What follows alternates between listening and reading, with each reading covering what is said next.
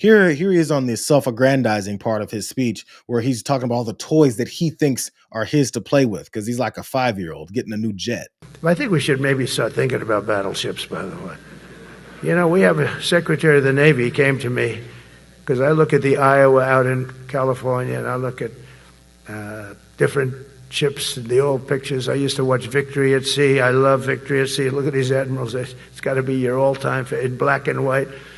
And I look at those ships. They came with the destroyers alongside of them, and man, nothing was going to stop. They were 20 deep, and they were in a straight line, and there was nothing going to stop them. And we actually talk about, you know, those ships. Some people would say, no, that's old technology. I don't know. I don't think it's old technology when you look at those guns.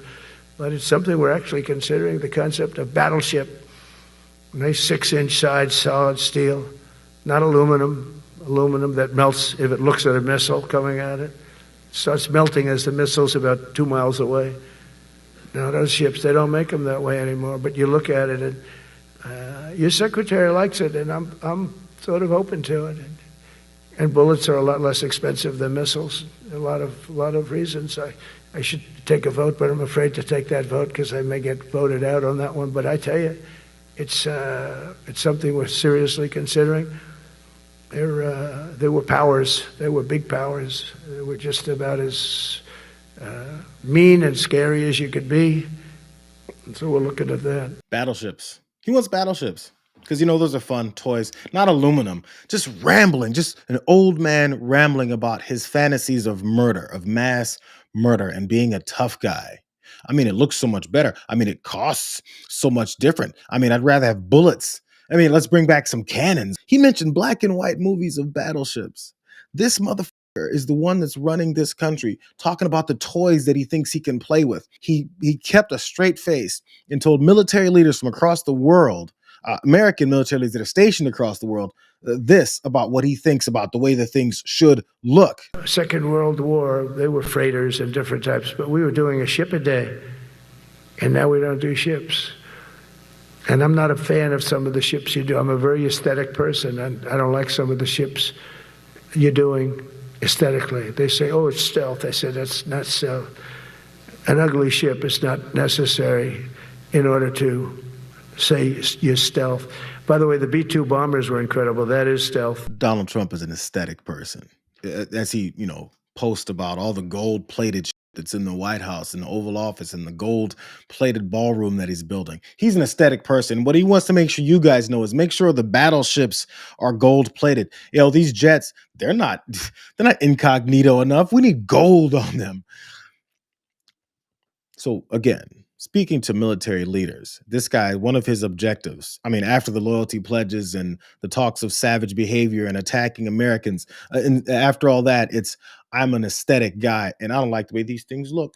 They have to look different for me. My toys don't look how I want them to look. What's with that ugly color? Ew, you mean army green? Ew, that's so ugly. I don't like it. Let's change the color. He even thinks that everything, as far as the naming of this equipment, is about him. I didn't name it. I did not name it. Boeing came in and they said, sir, this is our submittal.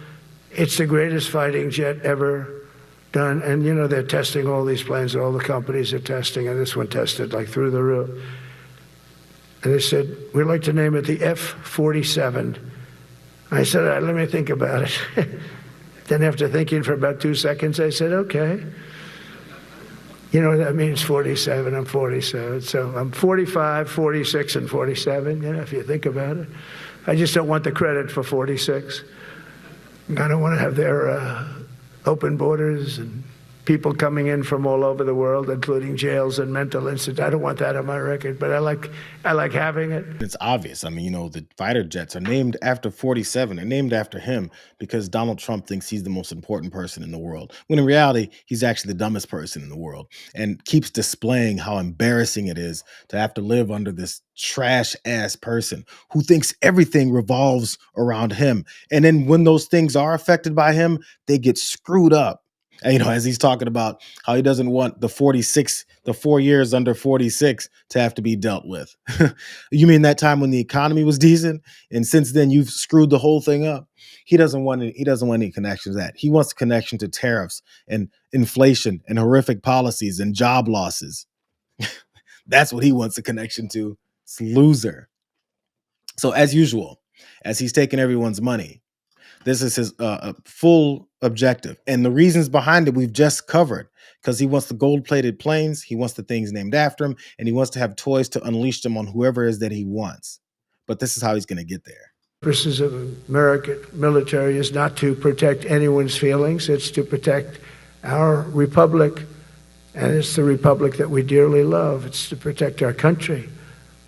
We will not be politically correct when it comes to defending American freedom, and we will be a fighting and winning machine. We want to fight, we want to win, and we want to fight as little as possible. You have to count on people like me to keep you out of wars, because we don't want to go into wars. Many of the wars that I just told you about, we could have entered those wars and settled them in a different way, lose a lot of our troops. And we could have settled them, I guess, differently. Maybe not, actually. Actually, you might not have been able to settle them. We just would have been in the middle of a lot of firepower. But when we do need it, you're going to be so ready. And you know it. But very importantly, with that goal in mind, I've committed to spending over $1 trillion on our military in 2026, and that's the most in the history of our country. $1 trillion. That's a lot of money. I hope you like that. Ma'ams and sirs, I hope you like it. That's a hell of a lot of money. We have the best of everything. $1 trillion. So forget to talk about how often previous administrations, previous Congress, all of them have been a part of overloading the military with all this money. Money that we've lost, money that we've wasted, money that we have no idea where it went and how we did it, but we just build things. And as they get old, we hand them off to some other police departments because we never got a chance to get around all those armored vehicles. Let's put $1 trillion towards this savage war-fighting machine that's going to not only attack internationally and completely ignore all kinds of rules of engagement, as Pete Hegseth talked about, but they're then going to go fight that war from within in those inner cities and in those blue states so we can squash them and kill them. I guess the majority of us are just waiting to get killed because that's what he's talking about.